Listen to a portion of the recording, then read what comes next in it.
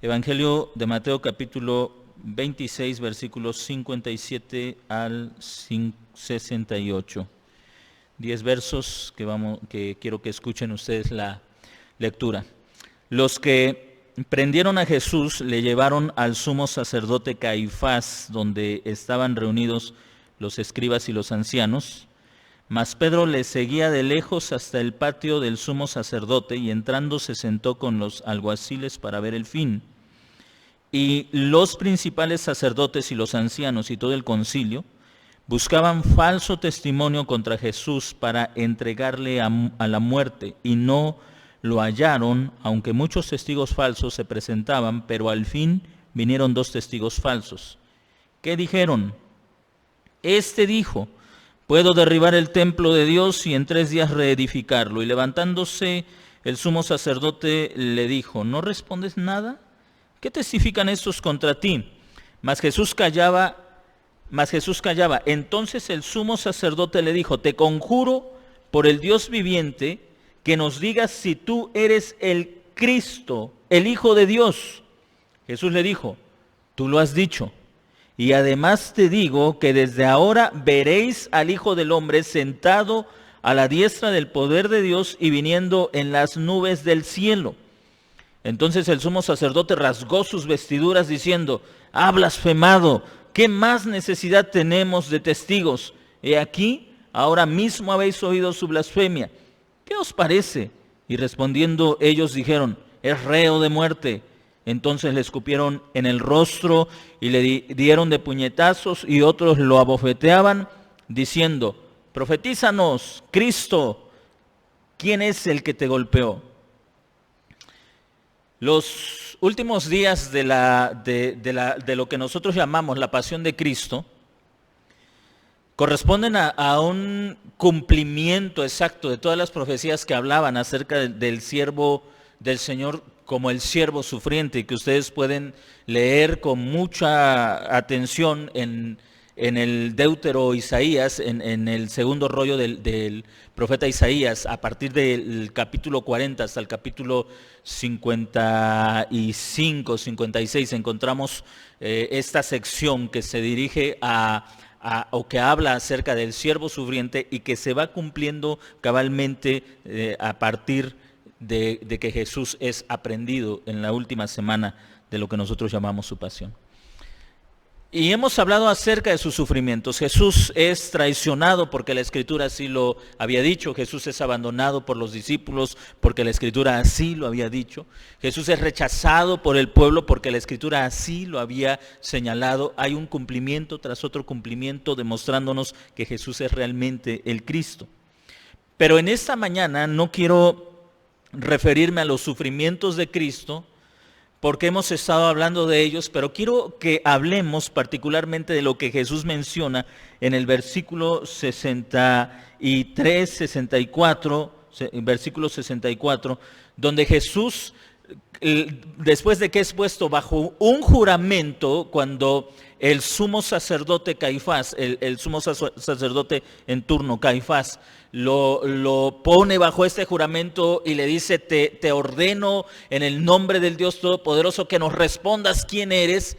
Cuando el sumo sacerdote Caifás lo pone bajo este solemne juramento, Jesús, como obediente a la ley de Dios, porque Él viene a cumplir la ley de Dios, y recuerde que el tercer mandamiento dice: no tomarás el nombre del Señor tu Dios en vano.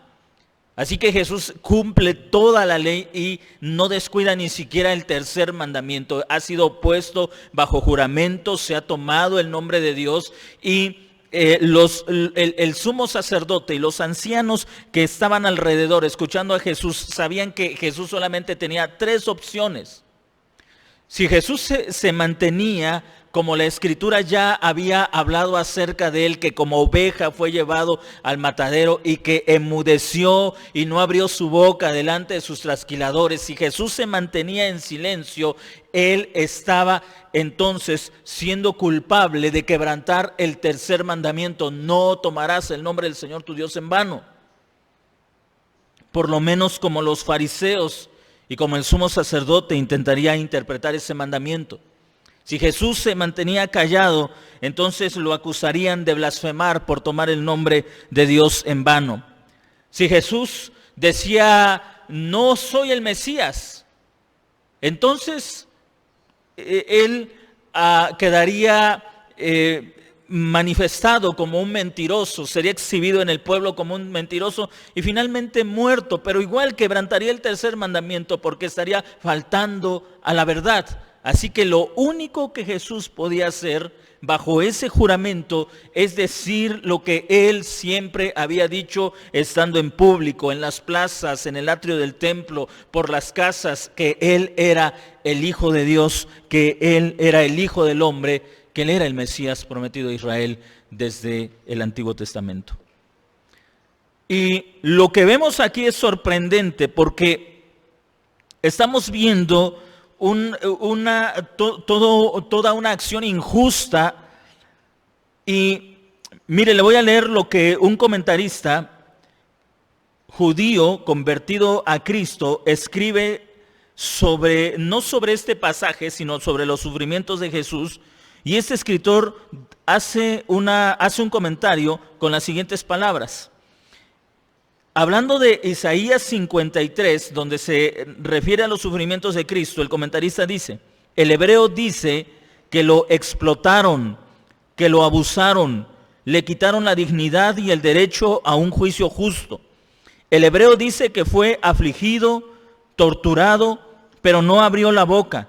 Esto demuestra que no resistió su injusta sentencia, esto demuestra que no resistió su injusta sentencia, no trató de rebelarse ni de escapar y no tomó representación legal a pesar de que enfrentaba la pena de muerte, pero fue llevado como una oveja al matadero sin resistir las injusticias que le estaban haciendo. Jesús fue víctima de una cantidad impresionante de injusticias. Se celebró un juicio en el patio del suegro de Caifás, de Anás, que había sido el sumo sacerdote del año anterior, cuando la misma ley judicial de los judíos prohibía sentencias, prohibía juicios en lugares privados, solamente debían hacerse en lugares públicos. Jesús fue juzgado en el patio de Anás, el suegro del sumo sacerdote, y ahí ya se había determinado que Jesús era culpable, aun cuando todo lo que se había hecho era injusto. La ley judía prohibía que se hiciera un juicio en la noche y Jesús fue juzgado durante la noche. La ley judía prohibía que se hiciera un juicio sin que hubiera testigos y se hizo un juicio a pesar de que hubo falsos testigos y fue evidente que mentían.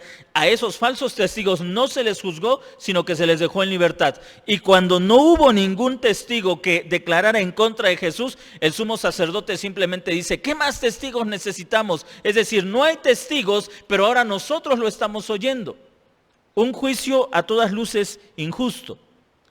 Pero los evangelistas, Mateo, Marcos, Lucas, que hablan acerca de toda esta situación, no se preocupan tanto por protestar en contra de los acontecimientos injustos que estuvo viviendo Jesús. Es decir, ellos no ponen a Caifás, a Anás, al Sanedrín en una posición donde quede mal. Desde luego, ellos escriben lo que sucedió, pero no con la intención de protestar, de demostrar que estos hombres estaban equivocados, sino más bien con la intención de demostrar que a pesar de las injusticias por las cuales Jesús estaba atravesando, Él las sufrió porque Jesús sabía que la Escritura se estaba cumpliendo cabalmente en su persona. La intención de los evangelistas entonces no es mostrarnos la maldad de Anás, la maldad de Caifás, aunque queda evidente.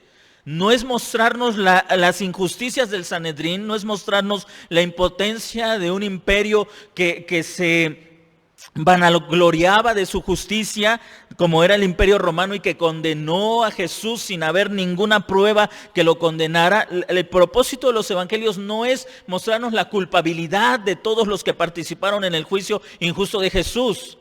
El propósito de los evangelios es mostrarnos cómo Jesús actúa sobre toda esa injusticia porque Él está convencido de que la Escritura se está cumpliendo en su persona.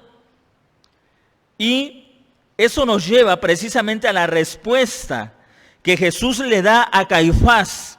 Después de que Jesús, como leemos en el versículo 61, cuando han hablado falsos testigos en contra de Jesús, cuando algunos han tergiversado las palabras de Jesús, las han torcido para dejarlo en mal, y Jesús está completamente callado, completamente en silencio. Y déjeme decirle que el apóstol Pedro dice que Jesús vivió todo esto por dos razones: para que la Escritura se cumpliera, y segundo, para dejarnos ejemplo de cómo sufrir frente a las injusticias. La mayoría de nosotros suele responder agresivamente a las injusticias. No toleramos que se tuerza lo que decimos, no toleramos que se nos avergüence, que se hable mal de nosotros. Estamos listos para defender nuestro honor, para defender nuestra posición, para quitar toda injusticia que puede caer sobre nosotros. El apóstol Pedro dijo que Jesús sufre porque la Escritura así lo había previsto, porque los profetas habían anticipado que Jesús iba a sufrir de esta forma. Pero también Pedro dice que Jesús sufre para dejarnos ejemplo y que sigamos sus pisadas. Ahí tiene usted el más grande ejemplo de lo que significa sufrir injustamente, de lo que significa la injusticia, de cómo debemos sufrir cuando somos tratados injustamente. Jesús es el más claro ejemplo de qué hacer cuando tú eres tratado injustamente. El evangelista Leví, Mateo, dice que el sumo sacerdote se levanta, verso 62, y le dice a Jesús: ¿no respondes nada? ¿No respondes nada? Ante una acusación seguida de otra, incluso el propio procurador Poncio Pilato se asombra de la serenidad de Jesús, que teniendo una cantidad impresionante o un grupo considerable de personas que han dicho mentiras acerca de él, Jesús se queda callado. Y también Poncio Pilato le dice: ¿no te defiendes? ¿No respondes nada? Porque como cordero fue llevado al matadero, y como oveja delante de sus trasquiladores enmudeció y no abrió su boca. ¿Pero por qué? El ejemplo de Jesús radica no en alguien que tiene miedo a contestar y ser entonces recibir algo peor porque contestó, sino más bien aquí encontramos a un hombre que confía plenamente en Dios. Somos llamados a soportar la injusticia, no por miedo a recibir más injusticia, sino como resultado de una verdadera fe en Dios. Cuando Jesús es puesto bajo juramento, en el versículo 63, cuando leemos que Jesús estaba en silencio, no contestó a las falsas acusaciones, no contestó a la reprensión del sumo sacerdote. Entonces el sumo sacerdote, yo creo que en un tono de impaciencia, porque Jesús no responde, él no es indiferente, él no está como algunas otras personas que con una mirada y una sonrisa burlona se quedan viendo a quien los está acusando como indiferentes, soberbios, necios. No, Jesús no está con una risa burlona viendo al sumo sacerdote, tampoco está con una mirada retadora, agresiva. No hay indiferencia, no hay orgullo, no hay soberbia en Jesús. En las palabras del profeta Isaías, no había mejor animal para describir el carácter humilde de Jesús que el de una oveja. Como oveja, como un cordero, es decir, como este animal pequeño, los corderos, generalmente animalitos de 1 año o menos, eran llevados en los brazos de sus dueños para el sacrificio, y el corderito no iba pataleando, sino iba ahí en los brazos del dueño, aunque el cordero obviamente no sabía que iba a ser sacrificado, pero la mansedumbre de este animalito fue una buena metáfora del carácter de Jesucristo. En Jesús no había arrogancia, no había orgullo, no había soberbia.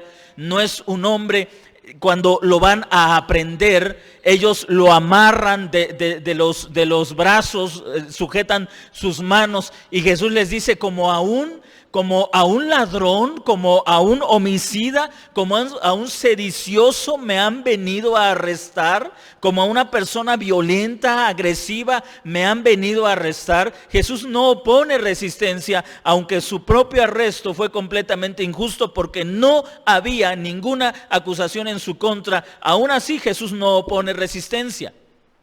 Como un cordero fue llevado al matadero. Frente a sus trasquiladores, a estos falsos, a estos hombres que torcieron el derecho, que pervirtieron la justicia, Él enmudeció. Y quiero recalcarlo, Él no guardó silencio porque por dentro se estaba burlando de ellos, porque por dentro era arrogante. No guardó silencio como a veces nosotros lo hacemos, con desdén, con soberbia, con orgullo. Miramos con menosprecio a la persona que nos está insultando, como diciendo, pobrecito, yo soy mejor que tú y no me voy a rebajar a contestarte porque tú eres miserable y yo no voy a caer en la misma posición que tú estás. Jesús no estaba con esa actitud arrogante con la que usted o con la que yo a veces actuamos. No estaba con esa actitud arrogante, sintiéndose más que sus agresores. Él los amó hasta el fin, pero también vendría el momento en que Él sería el juez de todos ellos. Y lo recalco porque no quiero que usted piense que el quedarse callado pero ser arrogante es una virtud. No quiero que usted piense que guardar silencio mientras por dentro usted está lleno de arrogancia, de orgullo, eso es virtud. No hay virtud en nuestros ojos, como dice en el libro de Proverbios, 3 cosas desprecia el Señor y aún una más aborrece su alma. Y entre eso están los ojos altivos. No hay virtud en quedarnos callados mientras vemos con ojos altivos, con menosprecio, con desprecio, con arrogancia, con soberbia a quien nos está injuriando, a quien nos está lastimando. No hay virtud en que tu hijo te quedes callado mientras miras con arrogancia a tu papá, a tu mamá. No hay virtud en eso. No hay virtud, mujer, en que tú te quedes callada mientras escuchas a tu esposo y piensas que es injusto y lo miras con arrogancia, con desdén. No hay virtud en eso. Por mucho que nos quedemos callados, no hay virtud en nuestros silencios y por dentro somos arrogantes, somos soberbios. No hay virtud. No podemos sentirnos mejor que otros, no podemos decir, gracias a Dios yo no le respondo a nadie, a mí me dicen y a mí se me resbala, y a veces hasta nos enorgullecemos de lo que pensamos que es humildad. A mí me dicen cosas y yo dejo que se me resbale, no les hago caso, y pensamos que eso es humildad cuando estamos haciendo todo lo contrario a lo que la Escritura nos enseña. Como cordero fue llevado al matadero, como oveja delante de sus trasquiladores. Y usted, si estuviéramos en el ambiente, en la cultura pastoril del campo, de personas que cuidan a estos animalitos, nos daríamos cuenta lo mansos, lo tranquilos que son. Hace unas semanas, unos días, mi esposa y yo íbamos por la 7 Poniente a la altura del Rastro, me parece. Y mi esposa vio en una camioneta me parece que un borrego, no sé qué animalito era. Y junto al borrego iban los trozos de leña, usted sabe para qué. Y mi esposa dice, ay, pobre animalito.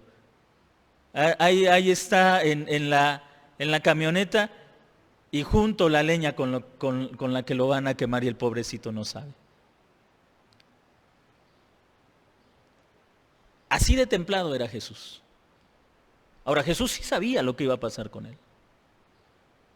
Jesús sabía las humillaciones, las vejaciones, las mentiras, las amenazas.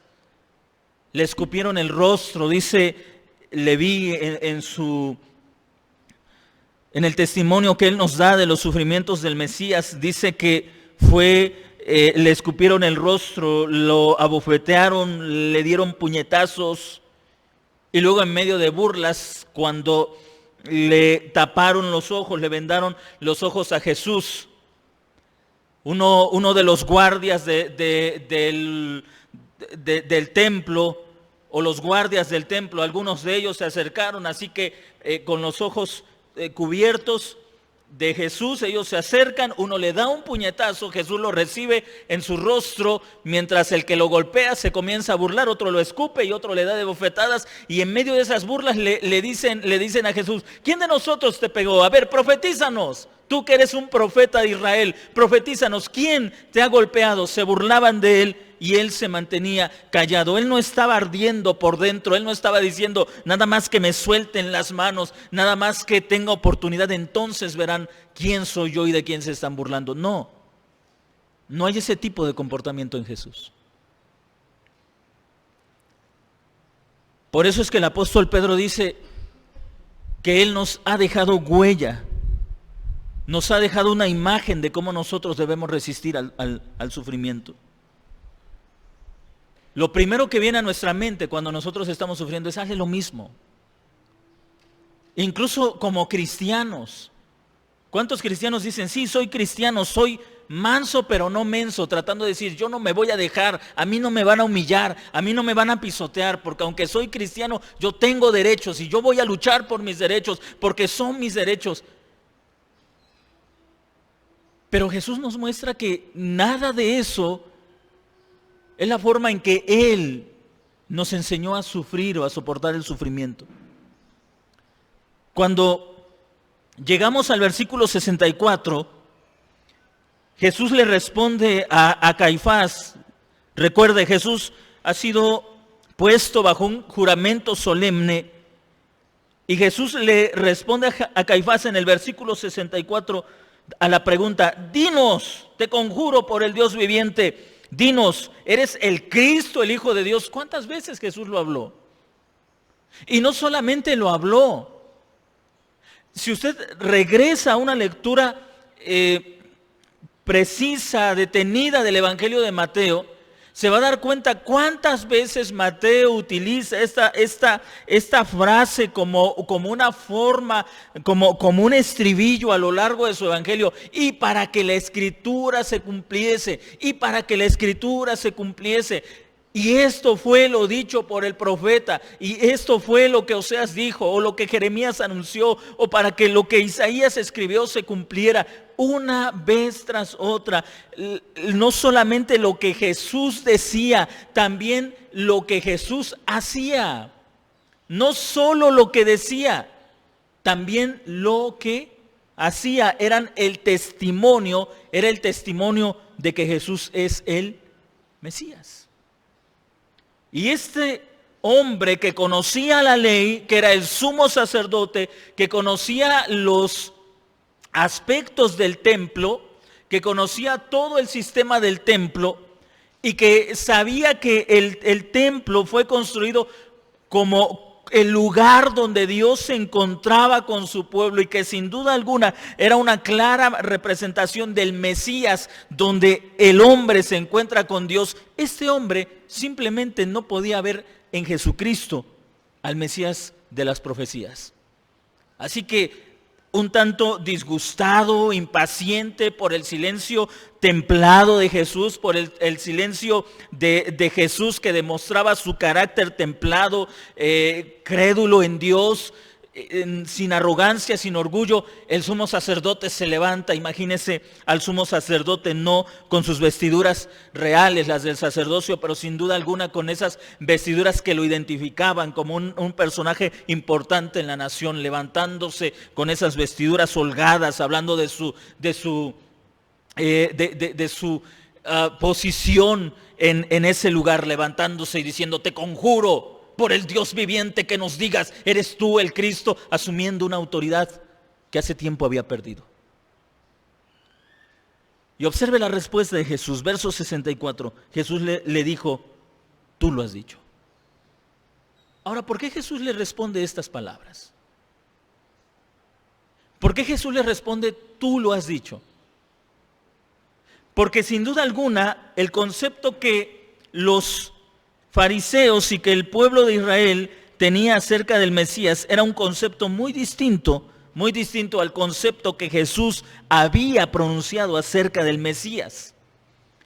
La mayoría, sin importar el grupo al que pertenecieran, la mayoría esperaba un Mesías político, un Mesías militar, un libertador del cautiverio romano, o alguien que los llevara a ser una potencia, un imperio a través del poder político. Y ahí tenemos muchas ramas entre los judíos, muchos de ellos nacionalistas. Estaban los celotes, estaban grupos nacionalistas que luchaban por la libertad de la nación, por la libertad del pueblo de Israel, como incluso, no nos sorprende ver incluso entre cristianos, grupos que son como nacionalistas, luchan por la libertad política, por la libertad de los gobiernos corruptos, son más nacionalistas que verdaderos cristianos. Pero Jesús tenía un concepto muy distinto de lo que significaba ser Mesías, porque su concepto provenía de toda la Escritura y no de algunas partes de las Escrituras, ni de una interpretación errada de la Escritura. Así que Jesús le dice, tú lo has dicho, es decir, tú dices que soy el Mesías, pero observe la aclaración, y además te digo, es decir, no soy el Mesías en tus términos, no soy una amenaza política para Roma, no soy una amenaza política para Jerusalén, no soy una amenaza política para el estatus de ustedes, no soy ninguna amenaza política, no soy esa clase de Mesías, no soy ese tipo de libertador, no soy ese tipo de rey, no soy esa clase de Mesías.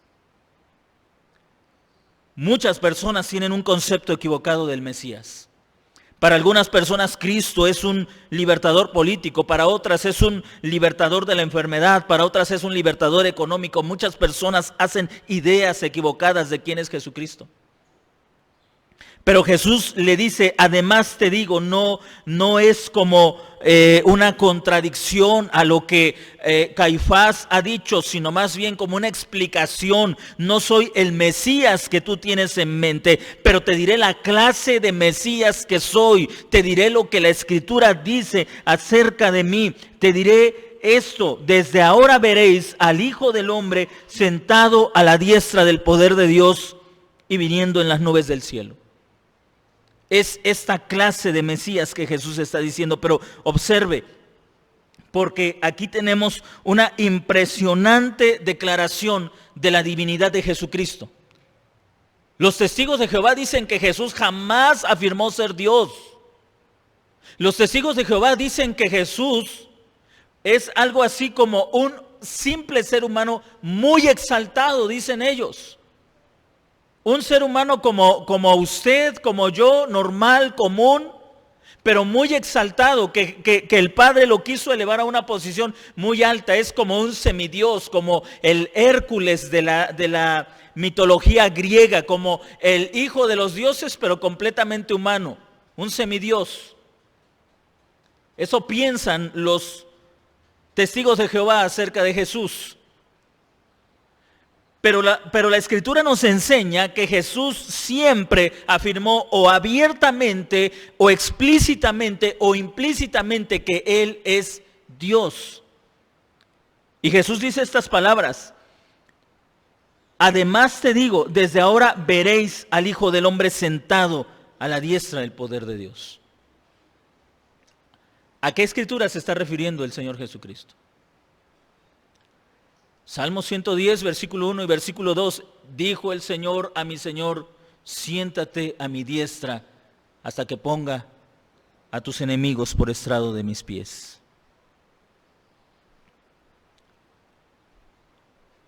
Jesús estaba haciendo referencia al Salmo número 110.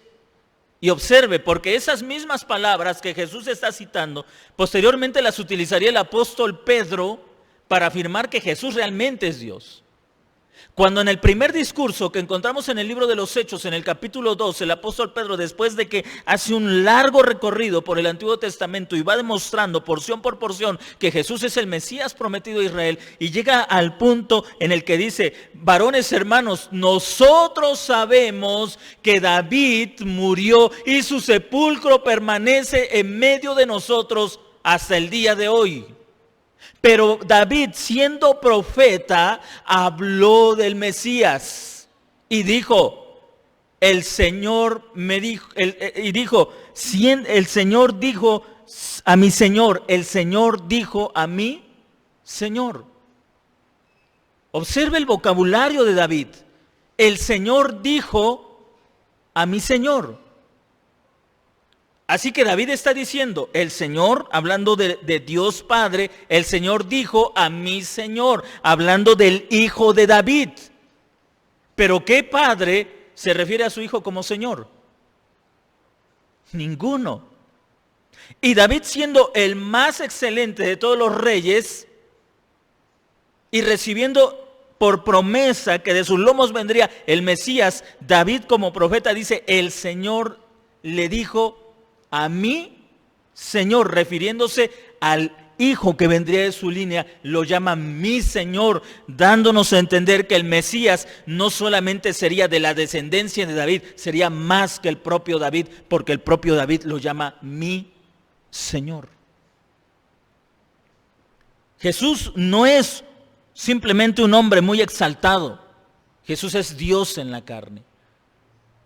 Jesús no es simplemente un personaje importantísimo, un gran profeta. Jesús es Dios en la carne. Pero observe también que estamos encontrando lo que una manera en cómo aprendemos a interpretar las Escrituras es que tanto los apóstoles como el propio Señor Jesús nos enseñan a relacionar porciones de las Escrituras que hablan de lo mismo, que giran alrededor del mismo tema o del mismo pensamiento. En el Salmo 110 se está hablando del Mesías exaltado, pero no solamente se está refiriendo al Salmo 110, se está refiriendo a Daniel, se está refiriendo también a lo que dice el profeta Isaías. Por ejemplo, Daniel capítulo 9.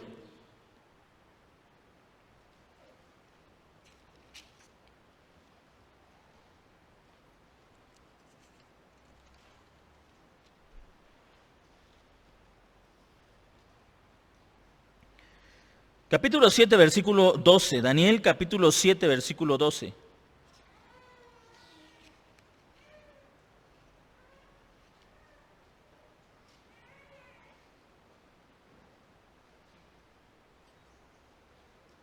Voy a leer a partir del verso 13.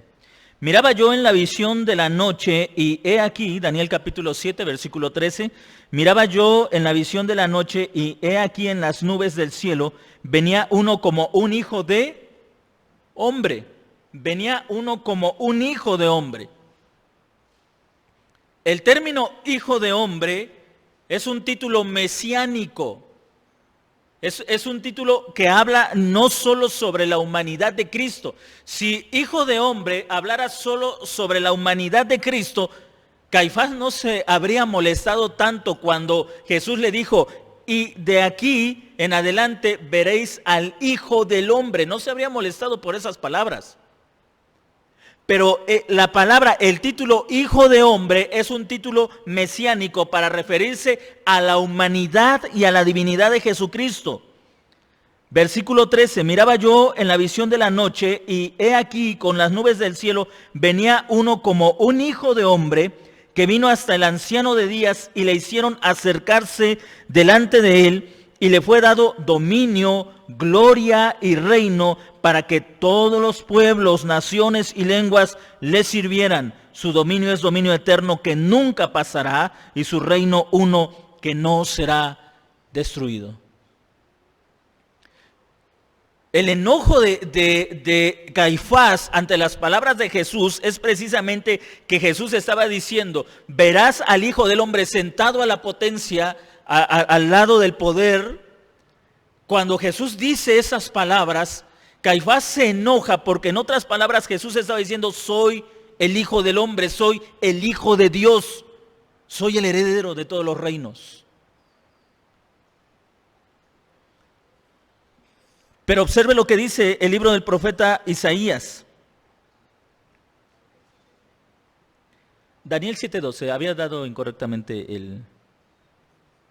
Daniel 7:12, había dicho 9, pero es el 7. Isaías 53:12. 52, perdón, di mal la cita. Isaías 52:13.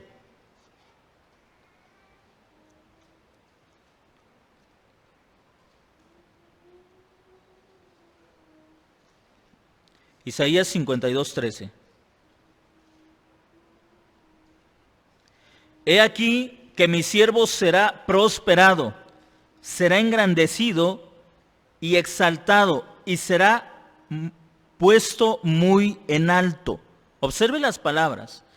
En las traducciones es un poco complicado ver la relación, pero las palabras en hebreo son mucho más significativas porque nos están hablando de la unidad de pensamiento. Cuando los escritores, cuando los profetas utilizaban las mismas palabras, ellos no solamente estaban utilizando la palabra por su significado, sino por su relación con lo que se había dicho antes. Había una relación de pensamiento, o hay una relación de pensamiento. Aquí tenemos palabras que vamos a ver repetidas y que se aplican solamente a Dios: muy exaltado y muy engrandecido. 52:13. Ahora observe lo que dice 57:15, ahí mismo en Isaías. 57:15. Isaías 57:15. Si alguien lo tiene, puede darle lectura, por favor.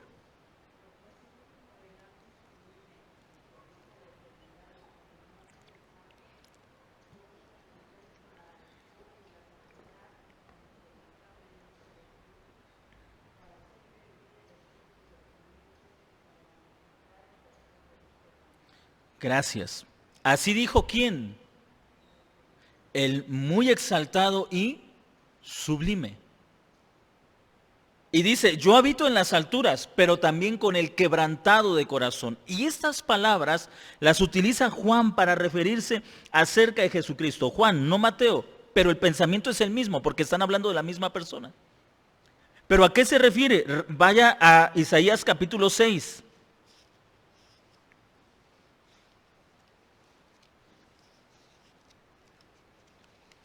Isaías capítulo 6, versículo 1.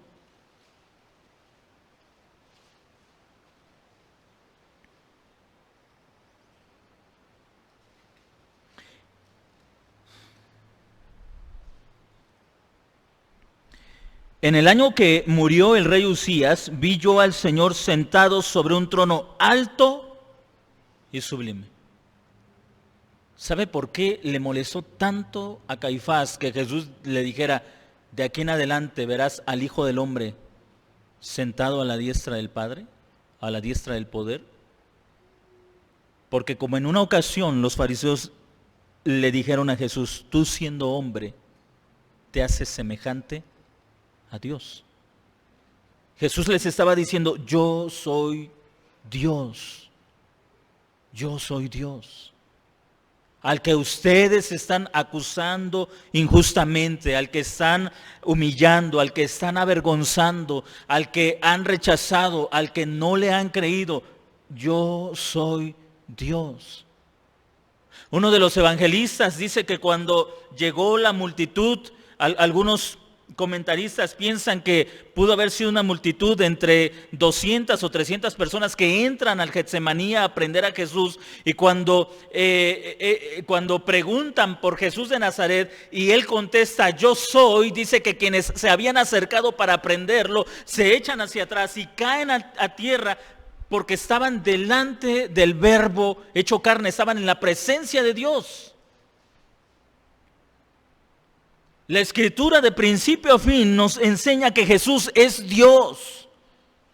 Él es Dios, Él se hizo carne, como ya lo vimos en Isaías capítulo 57, ¿cómo es que el alto y sublime puede habitar junto al quebrantado, junto al contrito, junto al humilde de espíritu, sino solamente en la persona de Jesús? Solamente en la persona de Jesús es que el alto y sublime puede acercarse a nosotros.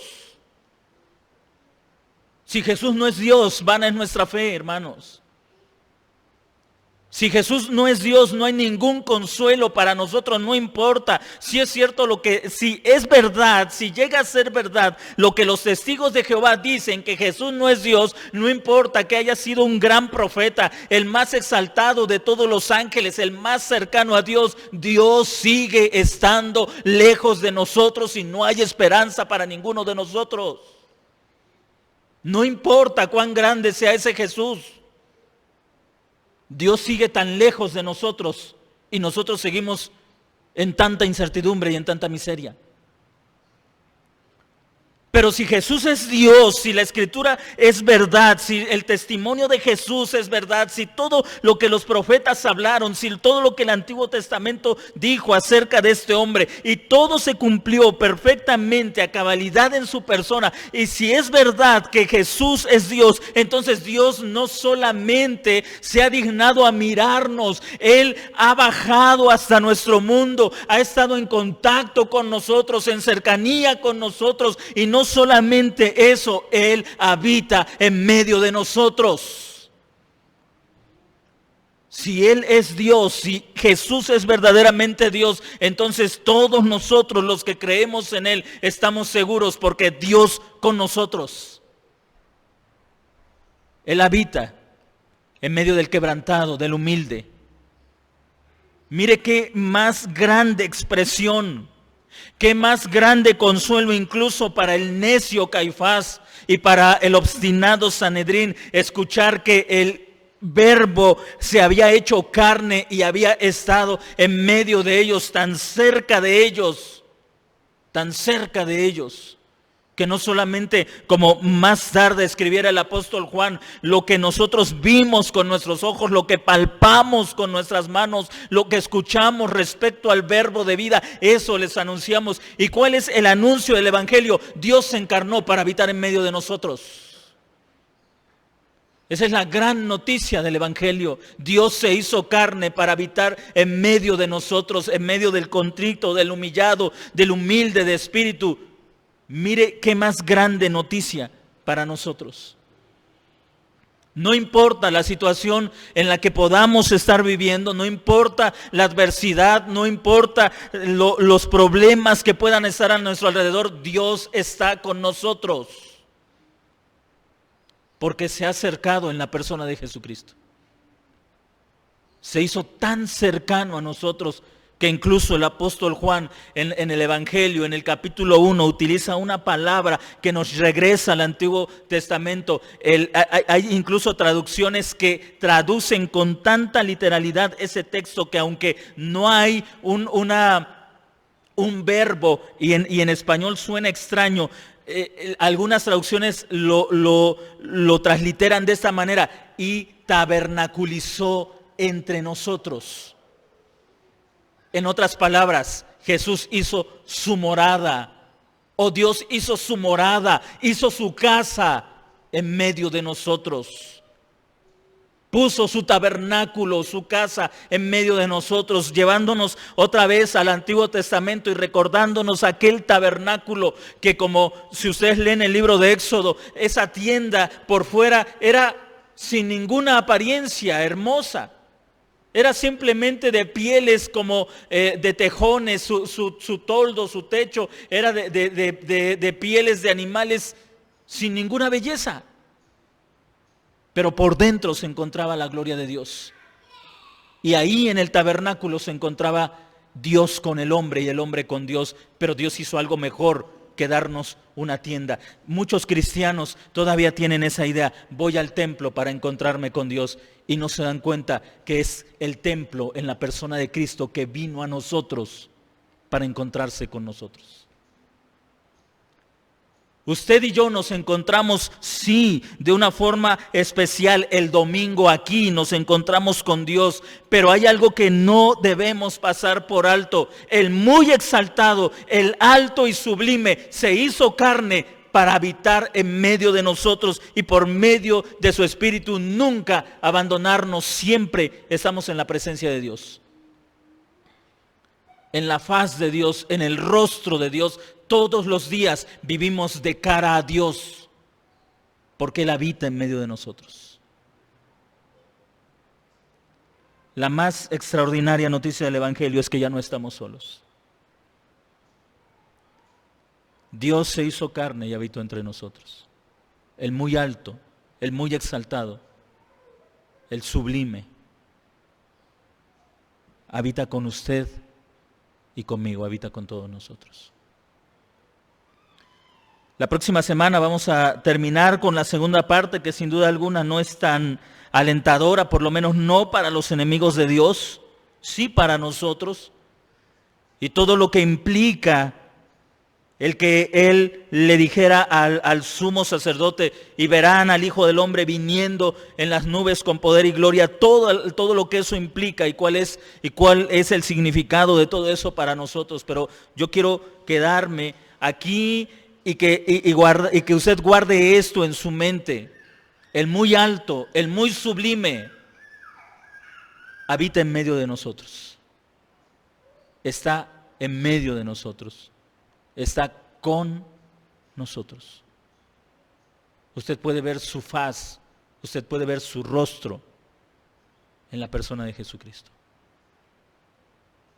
Ya no entramos a su presencia, ya vivimos en su presencia. Desde luego, la comunión implica que usted aprenda a crecer en esa comunión, pero el Dios, el alto y sublime, habita en medio de nosotros.